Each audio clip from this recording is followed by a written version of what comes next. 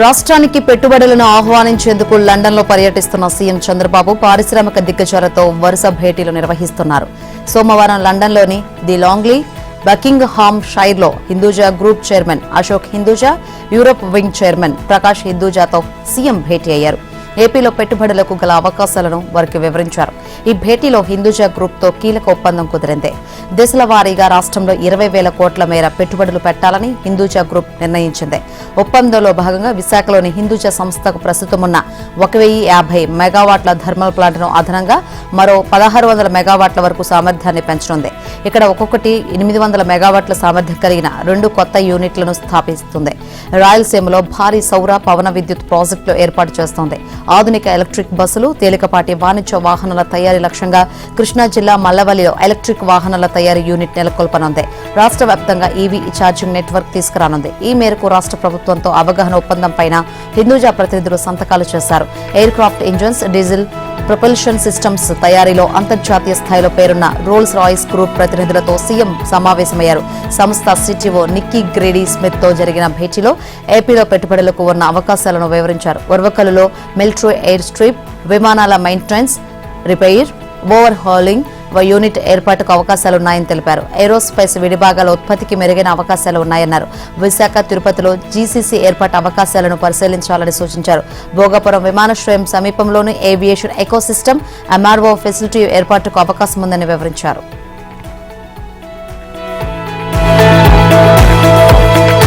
నకిలీ మద్యం కేసులో ఆధారాలున్నందునే వైసీపీ నేత జోగి రమేష్ ను పోలీసులు అరెస్ట్ చేశారని మంత్రి లోకేష్ స్పష్టం చేశారు. తప్పు చేశారో లేదో చెప్పకుండా కులాన్ని రాజకీయ లబ్ధి కోసం వాడుకునేందుకు వైసీపీ ప్రయత్నించడం ఏమిటని నిలదీశారు. సోమవారం ఉండవల్లిలోని నివాసంలో మంత్రులు కొండపల్లి శ్రీనివాస్, కొల్లు రవీంద్ర, గుచ్చిపాటి రవికుమార్తో కలిసి లోకేష్ మీడియాతో మాట్లాడారు.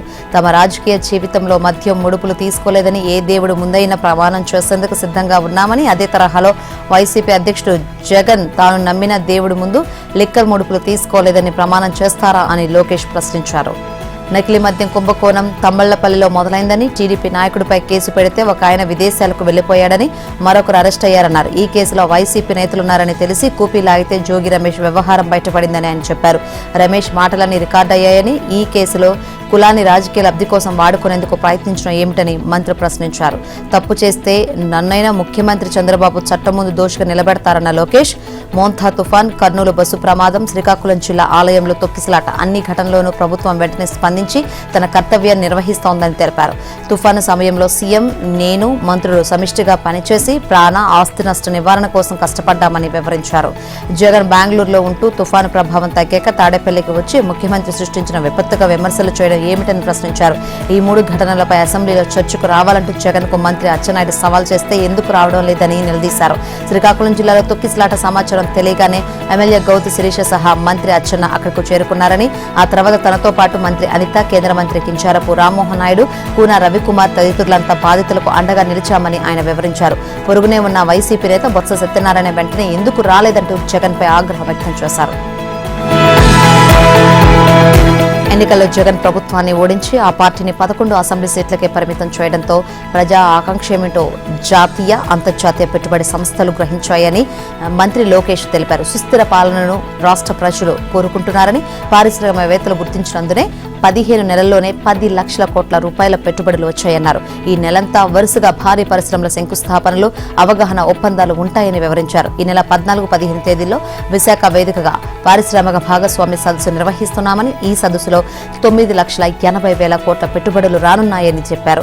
410 ఒప్పందాలతో 12 బహుళజాతి సంస్థలు వస్తున్నాయని లోకేష్ వివరించారు. ఈ సమావేశాలకు 45 దేశాల నుంచి 300 మంది ప్రతినిధులు హాజరవుతారని సమాచారం ఇచ్చారని, ఈ సదస్సుకు కేంద్ర మంత్రులు నిర్మలా సీతారామన్, అశ్విని వైష్ణవ్, పీయూష్ గోయల్ హాజరవుతున్నారని చెప్పారు. యువగలం యాత్రలో తాను రాష్ట్ర ప్రజలకు ఇచ్చిన 20 లక్షల ఉద్యోగాల కల్పన ధ్యేయంగా కష్టపడుతున్నామని మంత్రి చెప్పారు. అనకాపల్లి జిల్లాకు మెటల్ స్టీల్స్ ద్వారా 1,50,000 కోట్ల పెట్టుబడులు రానున్నాయని, గూగుల్ డేటా సెంటర్ 1,33,000 కోట్ల పెట్టుబడులు తీసుకురానుందని ఆయన వివరించారు. బీపీసీఎల్ 1,50,000 కోట్ల పెట్టుబడులు పెడుతుందని, రాష్ట్రానికి పెట్టుబడులు రాకుండా అడ్డుకునేందుకు వైసీపీ విద్వేషాలను రెచ్చగొడుతోందని ఆరోపించారు.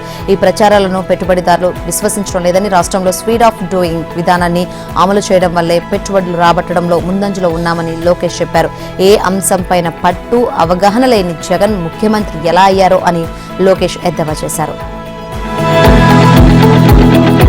కర్నూలు సమీపంలో జరిగిన బస్సు ప్రమాద ఘటనపై దుష్ప్రచారం కేసులో వైసీపీ నాయకురాలు యాంకర్ శ్యామలతో పాటు మరో 4 సోమవారం పోలీసు విచారణకు హాజరయ్యారు. సోమవారం ఉదయం 11:30 కర్నూలు డీఎస్పీ బాబు ప్రసాద్ ఆమె హాజరయ్యారు. డీఎస్పీతో పాటు మరో 10 మంది టెక్నికల్ బృందం ఈ విచారణలో పాల్గొన్నారు.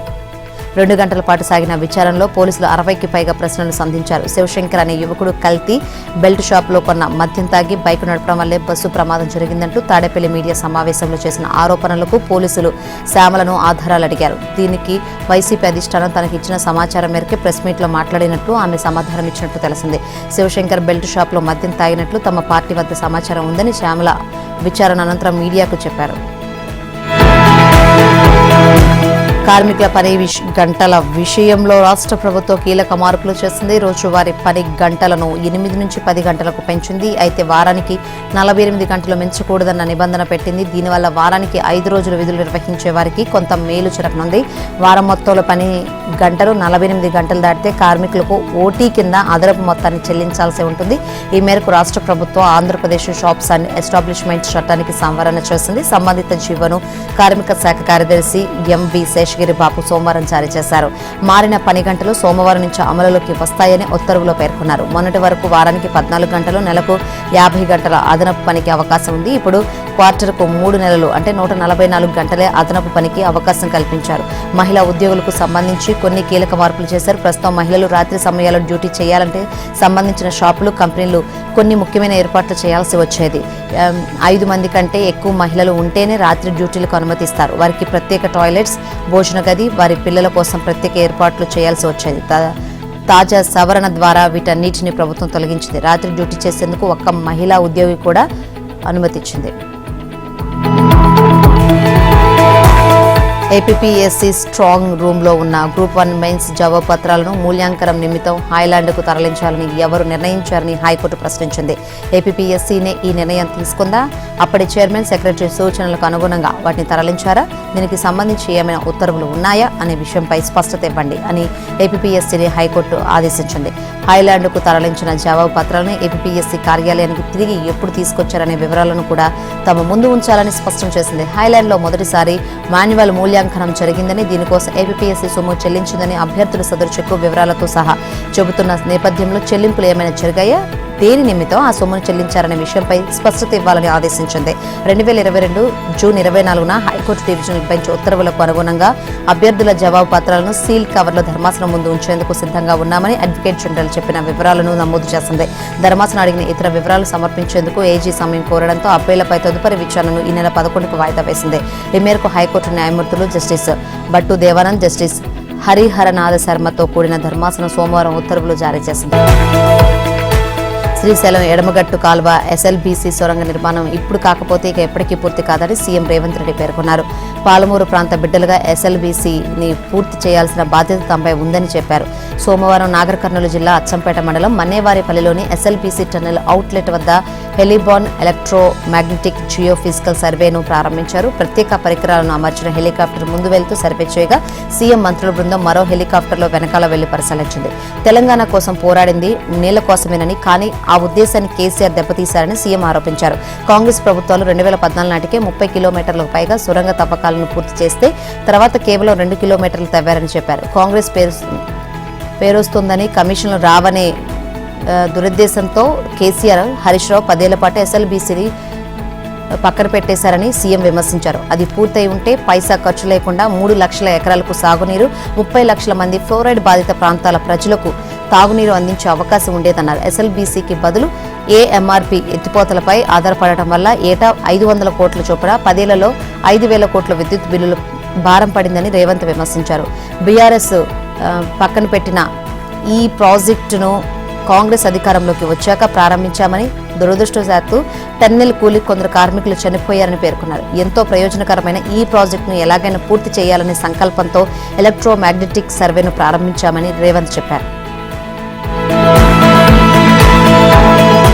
స్థానిక సంస్థల పదవీకాలం ముగిసిన 6 నెలల్లోపే ఎన్నికలు నిర్వహించాలని రాజ్యాంగంలోని ఆర్టికల్ 243(3)లో స్పష్టంగా పేర్కొంటోందని, అంతకుమించి ఖాళీగా ఉంచడానికి వెళ్లేదని హైకోర్టు స్పష్టం చేసింది. ఈ మేరకు రాష్ట్రంలో స్థానిక సంస్థల ఎన్నికలు ఎప్పుడు నిర్వహించేది నిర్ణయం తీసుకుని ఈ నెల 24 నాటికి తమకు తెలియజేయాలని రాష్ట్ర ప్రభుత్వాన్ని ఆదేశించింది. స్థానిక సంస్థల ఎన్నికల నిర్వహణ కోసం జారీ చేసిన నోటిఫికేషన్ను రాష్ట్ర ఎన్నికల కమిషన్ నిలిపివేయడాన్ని సవాల్ చేస్తూ మంచిర్యాల జిల్లా లక్సెట్టిపేట మండలం కొత్త కుమ్ముగూడానికి చెందిన సురేందర్ అనే న్యాయవాది హైకోర్టులో పిటిషన్ దాఖలు చేసిన విషయం తెలిసిందే. బీసీలకు 42% రిజర్వేషన్ కల్పించే జీవో 9ను మాత్రమే హైకోర్టు నిలిపివేసిందని, ఎన్నికలను ఆపివేయాలని ఏమీ చెప్పలేదని పిటిషన్లో పేర్కొన్నారు. అయినా ఎన్నికల నోటిఫికేషన్ను ఎస్ఈసీ నిలిపివేయడం సరికాదని, ఎన్నికలు నిర్వహించేలా ఆదేశించాలని కోరారు. ఈ పిటిషన్పై chief justice Aparesh Kumar Singh, justice Mohiuddin ధర్మాసనం సోమవారం మరోసారి విచారణ చేపట్టింది. స్థానిక సంస్థల ఎన్నికలు ఎప్పుడు నిర్వహించాలనే అంశంపై ఉన్నత స్థాయిలో నిర్ణయం తీసుకోవాల్సి ఉంటుందని తమకు తెలుసునని, కానీ రాజ్యాంగం నిర్దేశించిన గడువును కూడా రాష్ట్ర ప్రభుత్వం ఎన్నికల కమిషన్ అనుసరించాల్సి ఉంటుందని కోర్టు పేర్కొంది. స్థానిక సంస్థల గడువు ముగిశాక 6 నెలలకు మించి ఖాళీగా ఉంచడానికి వీలుండదని ధర్మాసనం పేర్కొంది. రిజర్వేషన్లు 50% మించకుండా ఎన్నికలు నిర్వహించుకోవచ్చని సూచించిన విషయాన్ని గుర్తు చేసింది.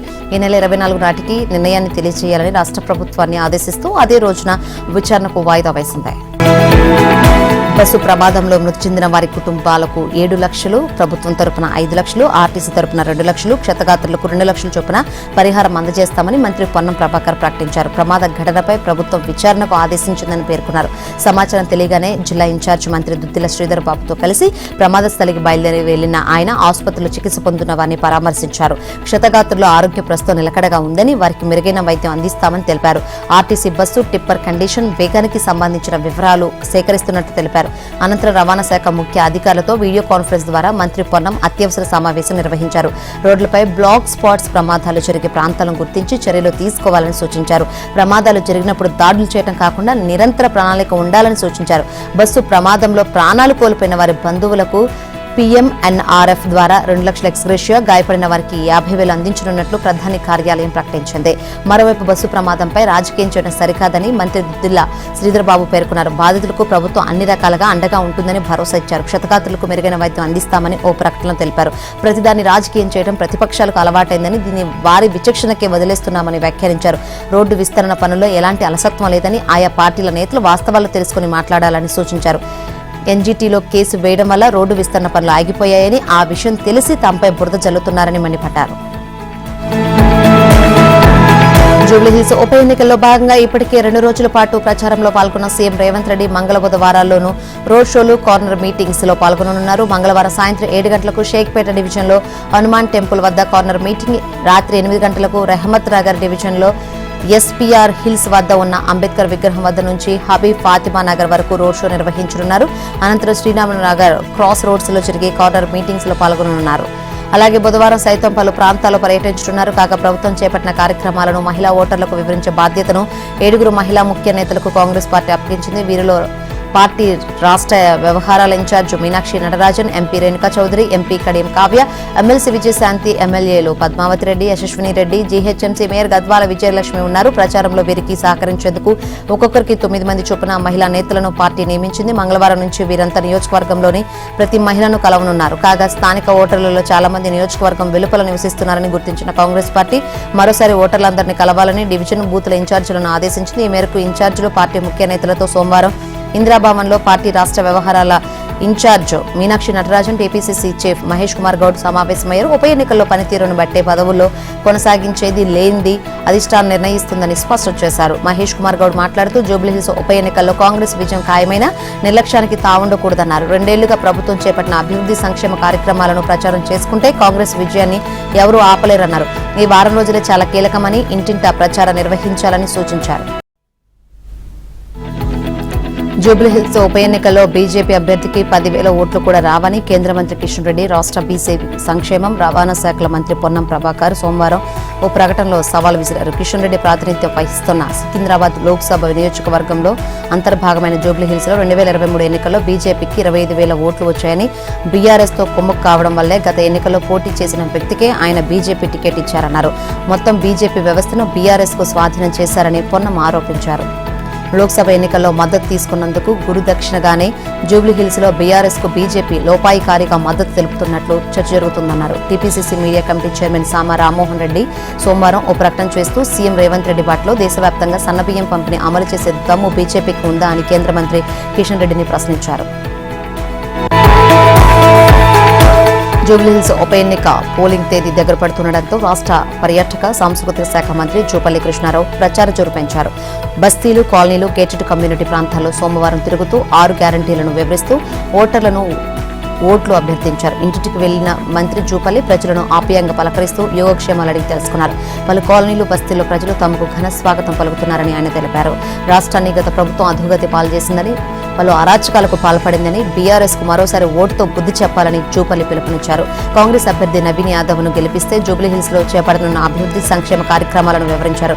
సుల్తాన్ నగర్ లోని కల్పతరు రెసిడెన్షియల్ వాసులను కలిసి కాంగ్రెస్ అభ్యర్థి నవీన్ యాదవ్ ను గెలిపించాలని కోరారు. స్పోర్ట్స్ లాంచ్ కెళ్లి జిమ్ లో వ్యాయామం చేసి అక్కడి వారితో కలిసి షటిల్ ఆడారు.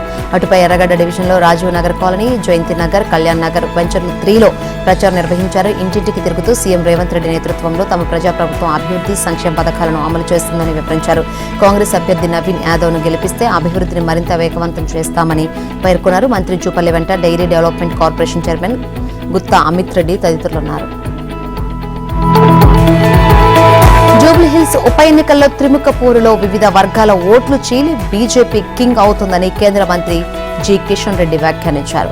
కాంగ్రెస్ ఓటమి భయంతోనే గత ఎన్నికల్లో పోటీ చేసిన అజారుద్దీన్ కో ఈసారి టికెట్ ఇవ్వలేదన్నారు. అయితే ఆయనకు మంత్రి పదవి ఇవ్వడం ద్వారా గెలుస్తామన్న ఆశలో ఉందని విమర్శించారు. 2 ఏళ్లుగా ప్రజల మధ్యకు రాని కేసీఆర్ మళ్లీ సీఎం ఎలా అవుతారని, ఈ విషయంలో కేటీఆర్ పగటి కలలు కంటున్నారని అన్నారు. బీఆర్ఎస్ ఓటు అడిగే ముందు కేసీఆర్ 2 గంటల పాటు జూబ్లీహిల్స్ లో పాదయాత్ర చేసి బీఆర్ఎస్ హయాంలో అక్కడ చేసిన అభివృద్ధి ఏమిటో చెప్పాలన్నారు. సోమవారం బీజేపీ రాష్ట్ర కార్యాలయంలో కిషన్ రెడ్డి మీడియాతో చిట్చాట్లో జూబ్లీహిల్స్ నియోజకవర్గంలో ఎన్నికల ప్రచారం సందర్భంగా మాట్లాడారు. జూబ్లీహిల్స్ లో మెగాస్టార్ చిరంజీవి ప్రచారం చేస్తారా అన్న ప్రశ్నకు కిషన్ రెడ్డి స్పందిస్తూ ఆయన ప్రధాని మోదీ అభిమాని అని అన్నారు. జూబ్లీహిల్స్ ఉప ఎన్నికపై ఒక సంస్థ నిర్వహించిన సర్వేపై ఆయన స్పందిస్తూ ఆ సర్వేను బాత్రూంలో నిర్వహించారా, బెడ్రూమ్ లో నిర్వహించారా అని మండిపడ్డారు. తామంతా సమిష్టిగానే ప్రచారం చేస్తున్నామని, స్థానిక ఎంపీగా తనకు కూడా పార్టీయే ప్రచార కార్యక్రమాలను నిర్దేశిస్తుందని చెప్పారు. బీఆర్ఎస్ ప్రభుత్వ హయాంలో జరిగిన మంచిని మంచే అంటాం, చెడు చేస్తే చెడే అంటామని తెలంగాణ జాగృతి అధ్యక్షురాలు కల్వకుంట్ల కవిత అన్నారు. తుమ్మడిహెట్టి వద్ద బ్యారేజ్ నిర్మించడం సరైంది కాదని నిపుణులు చెప్పారని, అందుకే ప్రాజెక్టును తుమ్మడిహెట్టి నుంచి మేడిగడ్డకు మార్చారని చెప్పారు. బీఆర్ఎస్ చేపట్టిన సాగునీటి ప్రాజెక్టులను కాంగ్రెస్ ప్రభుత్వం పూర్తిగా పక్కన పెడుతుందని కవిత మండిపడ్డారు. ప్రాణహిత చేవలను కాంగ్రెస్ పార్టీ ఏటీఎంగా మార్చుకుందని విమర్శించారు. 2 రోజుల జనం బాట కార్యక్రమంలో భాగంగా మొదటి రోజైన సోమవారం ఆమె ఆదిలాబాద్ జిల్లాలో పర్యటించారు. మార్కెట్లో పత్తి కొనుగోలును పరిశీలించి జైనద్ మండలంలో దెబ్బతిన్న తర్నం బ్రిడ్జిను సందర్శించారు. ఆదిలాబాద్ జిల్లాలో ప్రతిపాదించిన విమానాశ్రయాన్ని 1000 ఎకరాల్లో నిర్మించనుంది. ప్రస్తుతం అక్కడున్న ఏరోడ్రోమ్ పరిధిలోని సుమారు 300 ఎకరాల భూమికి అదనంగా మరో 700 ఎకరాలను సేకరించనుంది. ఆదిలాబాద్ జిల్లాలో జాయింట్ యూజర్ ఎయిర్ ఫీల్డ్ అభివృద్ధి కోసం 700 ఎకరాల భూమిని సేకరించాలని జిల్లా కలెక్టర్ను ఆదేశిస్తూ ప్రభుత్వం సోమవారం ఉత్తర్వులు జారీ చేసింది. ఈ ప్రాజెక్టు సాధ్యాసాధ్యాలపై ఎయిర్పోర్ట్ అథారిటీ ఆఫ్ ఇండియా సానుకూల నివేదిక ఇచ్చిన నేపథ్యంలో ప్రభుత్వ భూ సేకరణ ప్రక్రియపై దృష్టి సారించింది. ఇక ఆదిలాబాద్ లో విమానాశ్రయ నిర్మాణంలో ఉత్తర తెలంగాణ ప్రాంతంలో వాణిజ్యం, పర్యాటకం, పరిశ్రమలు, అత్యవసర రంగాలకు ఎంతో మేలు జరుగుతుందని R&B శాఖ మంత్రి కోమటిరెడ్డి వెంకటరెడ్డి పేర్కొన్నారు. రాష్ట్ర ప్రభుత్వం ప్రతిపాదించిన ఎయిర్పోర్ట్ల అభివృద్ధిలో ఇది కీలక అడుగు అన్నారు. సీఎం రేవంత్ రెడ్డి నాయకత్వంలో రాష్ట్ర ప్రభుత్వం సమతుల్య ప్రాంతీయ అభివృద్ధి లక్ష్యంతో ముందుకు వెళ్తుందని తెలిపారు. కాగా ఆదిలాబాద్ ఎయిర్పోర్ట్ లో భారత వాయుసేనతో పాటు ప్రయాణికులకు సౌకర్యం ఉండేలా నిర్మాణాలు చేపడుతున్నారు. అటు ఎయిర్ ఫోర్స్, ఇటు ప్రయాణికుల విమానాల రాకపోకలకు జాయింట్ యూజర్ ఎయిర్ ఫీల్డ్ నిర్మించనున్నారు. ఎయిర్ ఫోర్స్ ప్రయాణికుల విమానాలు వేరువేరు టెర్మినల్ వైపు వెళ్లేలా ఏర్పాట్లు చేయాలని, ఇందుకోసం టాక్సీ బేస్, లింక్ బేస్ విధానంలో రన్వేను నిర్మించాలని నిర్ణయించినట్లు తెలిసింది. ఇక ఆదిలాబాద్ ఎయిర్పోర్ట్ కు ఎయిర్ బస్ 320 విమానాలు వచ్చేలా నిర్మించనున్నారు. తాము మరో 6 నెలల పాటు కాల్పుల విరమణ కొనసాగిస్తున్నామని తెలంగాణ మావోయిస్టు పార్టీ సోమవారం ఓ లేఖ విడుదల చేసింది. పార్టీ అధికార ప్రతినిధి జగన్ పేరుతో విడుదలైన ఆ లేఖలో కాల్పుల విరమణపై పలు అంశాలను ప్రస్తావించారు. గత ఏప్రిల్, మే నెలలో తెలంగాణలోని అన్ని పార్టీలు, ప్రజా సంఘాలు శాంతియుత వాతావరణం కావాలని ఉద్యమాలు చేశాయని, దాని అనుగుణంగా తమ పార్టీ 6 నెలల పాటు కాల్పుల విరమణ ప్రకటించిందని పేర్కొన్నారు. ఇదే వాతావరణాన్ని తెలంగాణ ప్రజలు కోరుకుంటున్న నేపథ్యంలో మరో 6 నెలల పాటు కాల్పుల విరమణను ప్రకటిస్తున్నామని తెలిపారు. గతంలో కొనసాగిన విధంగానే తమ వైపు నుంచి శాంతియుత వాతావరణం ప్రస్తావన కొనసాగిస్తామని, ప్రభుత్వం కూడా గతంలో వ్యవహరించిన విధంగా ఉండాలని కోరుతున్నామని పేర్కొన్నారు. ఆకలి తట్టుకోగలిగాడు గాని తల్లికి నొప్పి మాత్రం తట్టుకోలేకపోయాడు ఓ కొడుకు. తన తల్లిని భుజాన వేసుకుని నడుస్తున్న దృశ్యం చూసిన వారంతా కళ్ళ తుడుచుకుంటున్నారు. అనారోగ్యంతో ఉన్న తల్లికి చికిత్స చేయించడానికి నిజామాబాద్ నుంచి జగిత్యాలకు ఓ యువకుడు వచ్చాడు. అయితే అతడి జేబులో ₹1 కూడా లేదు. మహిళకు ఉచిత బస్సు సదుపాయం ఉన్నందున తల్లిని తీసుకుని బస్టాండ్ వరకు వచ్చాడు. కానీ ఆటో ఎక్కేందుకు ₹50 అడగగానే జేబు ఖాళీ కనిపించింది. దీంతో తల్లిని భుజాన వేసుకుని నడవసాగాడు. ఆ దృశ్యం చూసిన అక్కడున్న వారంతా మౌనంగా నిలబడిపోయారు తప్ప ఇక ఎవరు ఏం సాయం చేయలేదు. అయితే అదే సమయంలో అటువైపు వెళ్తున్న ఎమ్మెల్యే డాక్టర్ సంజయ్ కుమార్ ఆ దృశ్యం చూసి చలించిపోయారు. తన కారులో వారిని ఆసుపత్రి తీసుకెళ్లి చికిత్స పూర్తయ్యాక తిరిగి బస్టాండ్ వద్దకు చేర్పించారు. ఎమ్మెల్యే ఔదార్యం, కుమారుడి తల్లిపై ప్రేమ రెండు కలిసి జగిత్యాలలో మానవత్వానికి నూతన నిర్వచనం. సూర్యాపేట జిల్లా అనంతగిరి మండలం లకారం గ్రామంలో తల్లిదండ్రులను మోసం చేసి భూమి రిజిస్ట్రేషన్ చేసిన ఘటన కలకలం రేపుతుంది. ప్రేమతో పోషించి పెద్ద చేసిన తల్లిదండ్రులే చివరకు తన సొంత కుమారుడి మోసానికి బలయ్యారు. లకారం గ్రామానికి చెందిన బాడిస వెంకట్రామయ్య అనే రైతు పేరుపై 2 ఎకరాల భూమి ఉంది. రైతు బంధు డబ్బులు రాలేదని సాకు చూపి చిన్న కుమారుడు నాగేశ్వరరావు తన తల్లిదండ్రుల చేత గిఫ్ట్ రిజిస్ట్రేషన్ చేయించుకున్నాడు. తల్లిదండ్రులు నిజం గ్రహించగానే షాక్ అయ్యారు. ఈ మోసాన్ని తట్టుకోలేక తల్లి తీవ్రమైన మానసిక ఒత్తిడి గురై కేవలం 3 రోజుల్లోనే మృత్యువాత పడ్డారని కుటుంబ సభ్యులు వేదన వ్యక్తం చేశారు. తండ్రి వెంకటరామయ్య ఈ ఘటనపై జిల్లా కలెక్టర్కు ఫిర్యాదు చేశాడు. తనను మోసం చేసిన కుమారుడిపై చర్యలు తీసుకుని అక్రమ రిజిస్ట్రేషన్ రద్దు చేయాలని విజ్ఞప్తి చేశారు. మరోవైపు జిల్లా కలెక్టర్ విచారణ జరిపి త్వరలో రిజిస్ట్రేషన్ రద్దు చేస్తామని హామీ ఇచ్చారు. గ్రామ ప్రజలు ఈ ఘటనపై తీవ్ర ఆగ్రహం వ్యక్తం చేస్తూ వృద్ధ దంపతులకు న్యాయం జరగాలని డిమాండ్ చేస్తున్నారు. క్రీడల నుంచి STEM, science, technology, engineering, mathematics విద్య వరకు మహిళలు సత్తా చాటుతున్నారని ప్రధాని మోదీ హర్షం వ్యక్తం చేశారు. తాజాగా జరిగిన ప్రపంచ కప్ పోటీలో భారత మహిళా జట్టు అద్భుత విజయం దీనికి ఉదాహరణ అని పేర్కొన్నారు. ఈ విజయం దేశంలోని లక్షలాది మంది యువతకు స్ఫూర్తినిస్తుందని పేర్కొన్నారు. సోమవారం ఢిల్లీలో తొలిసారి నిర్వహించిన సైన్స్, టెక్నాలజీ అండ్ ఇన్నోవేషన్ సదస్సు 2025లో ప్రధాని ప్రసంగించారు. ఈ సదస్సు పూర్తిగా సైన్స్ కు సంబంధించింది. అయినా ముందుగా టీమిండియా మహిళలు సాధించిన అద్భుత విజయాన్ని ప్రస్తావించాలి. ఇది భారత్ కు దక్కిన తొలి మహిళా ప్రపంచ కప్. మహిళా జట్టులోని ప్రతి ఒక్కరిని అభినందిస్తున్నానని అన్నారు. శాస్త్ర, సాంకేతిక రంగాల్లోనూ మహిళలు విశేషంగా రాణిస్తున్నారని ప్రధాని తెలిపారు.